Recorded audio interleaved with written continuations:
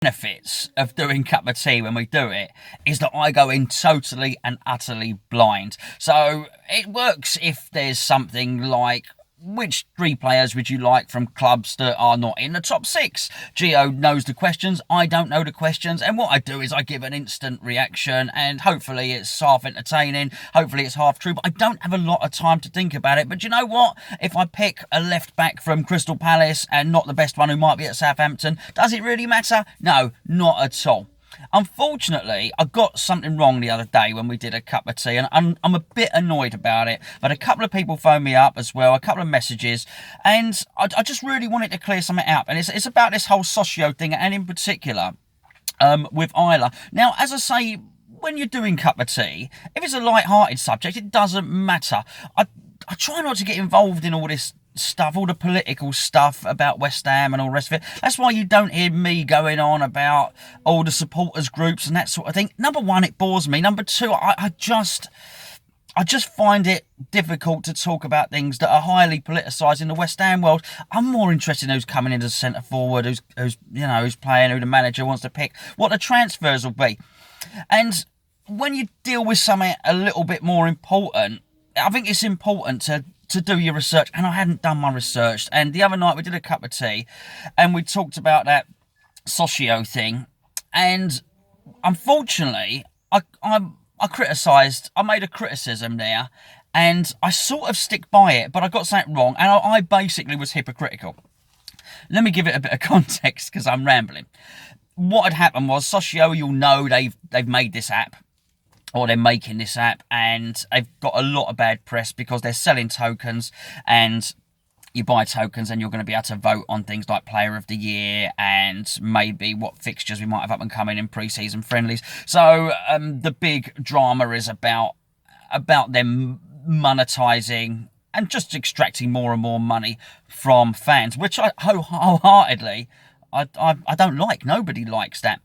But in the process of talking about it, we got onto the subject of Isla, or should I say I got onto the subject of Isla, because this is not a view of Hammer's chat, this is a view of me, and I think this is what happens when you're all talking together and all under one umbrella. So I just wanted to make my point here. I got a little bit annoyed, because what had happened was, Socio, who have got a very, very good media department, have a very, very good social media team, I felt had jumped on the bandwagon to try and raise awareness for Isla. I was cynical about it. I didn't think it was about raising awareness for Isla. I thought that what they'd actually done was looked at something that was happening at West Ham, when I feel the whole West Ham family have done so well to raise so much money for that girl. I just thought it was a little bit cynical. I thought, hold on, you're jumping on this here, and you're trying to make yourselves, you're trying to curry favour with the West Ham fans by attaching yourself to something that they feel passionately about. And I do think I'm right, so I'm not backtracking on that. But a couple of people phoned me up yesterday, and I had a message as well from somebody who I do respect, and they said to me, "You've contradicted yourself there, mate." Because what I do is, I'll often defend Baz Cox, who raises a lot of money for Isla, does a lot of stuff for Isla. He gets trolled quite a lot on social media. And people will say, you're just an attention seeker, and you're this, you're that, you're only doing it for yourself and to build your own profile up and stuff like that. And every time that gets said, or at least every time I've seen it, I've defended him. And my general take on it is, actually, you can't be quiet if you're going to raise funds. If you're going to raise money for charity, you've got to create awareness. What you've got to do is you've got to make everybody know. You've got to shout from the rooftops. And I've always said, actually, leave Baz alone. Baz has got to promote this. Baz has got to tweet. He's got to do Facebook. He's got to do videos. He's got to bang the drum for Isla. If he's quiet, no money gets raised. And I believe that, and that's what I said.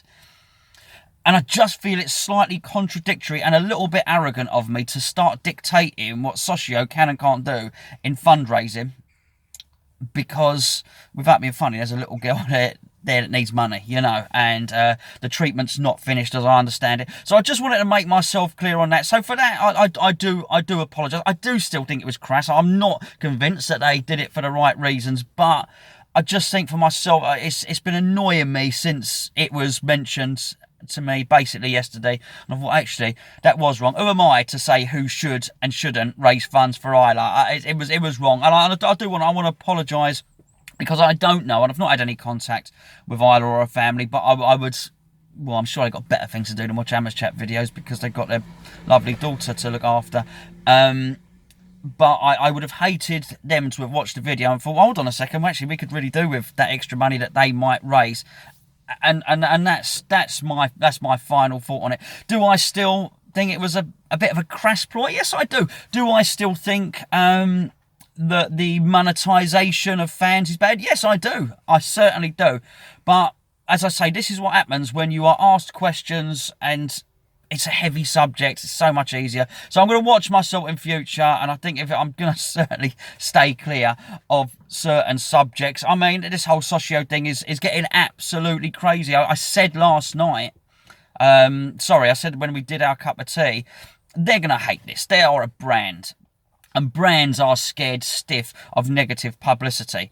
And if anything, there's a lot of good things that will come out of all this negative, I don't know, what's the word? Just all this negative publicity that they're getting. I was going to say propaganda. But out of all this negative publicity, I do feel some good will come of it. As I say, brands, corporate brands, hate negative exposure. So, I would expect something to come along. Maybe they're going to offer something whereby actually all season ticket holders get free tokens or something like that. And you know what? If they did that and everybody just then got to vote for Player of the Year, then hunky-dory. You know, I do think there's going to be something. I think they've been very, very quiet. I think since all this has come out, I don't think they've responded. I don't think they've replied. But I do expect them to come out fighting. I do expect them to come out and offer some sort of concession. I don't know.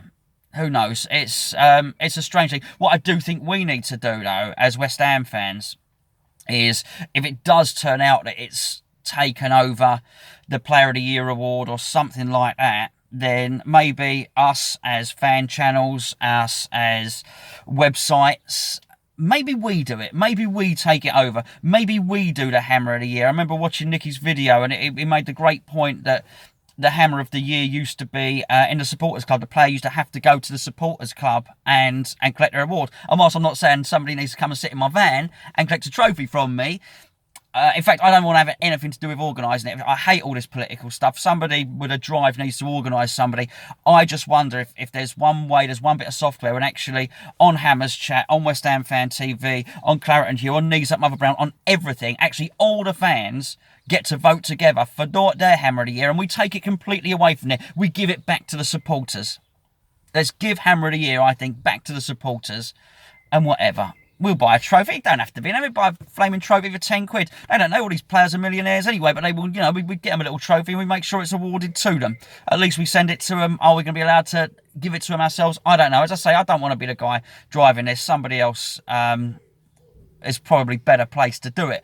But at least I think the players will know that it's a genuine, bona fide award from people, from the fans. Because let's be fair, there's not a whole host of other fans from other clubs who watch all this stuff, is it? They're West Ham fans. If you're on the Hammers Chat forum, you're a West Ham fan. If you're watching this, more or less you're a West Ham fan. So let's take it back, I think. Let's just try and take that Hammer of the Year award back, if it's taken away at all. As I say, I'm expecting a bit of a climb down. I'm expecting quite a few concessions. I'm expecting Socios to come out and try and make their app, whenever they launch it, as attractive as possible. Anyway, sorry for the rant. I thought I was going to come in here and do a video about how I didn't want to sign Callum Wilson because he's injury prone. But there you go. That's a video for another day. Thanks for listening to my waffle, and I'm going to keep it light-hearted and not serious at all on Cup of Tea in the future.